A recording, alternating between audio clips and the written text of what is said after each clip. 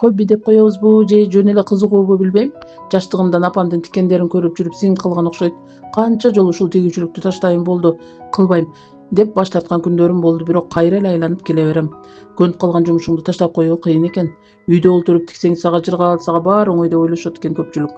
Бирок башка жумуштардын оор кыюу сыяктуу эле тигүүчүлүктүн оор түйшүктөрү көп болот. Балдарың каралбай, үйлөрүң чачылган, тамак өз убагында даяр болбой калат. Кээде болсо зарыл болгон жакка да заказдардын айынан барбай калганга туура келет. Ар кандай тоскоолдуктар болот. Жолдошумдун каршылыгына карабай өз жумушумду улантып жатам.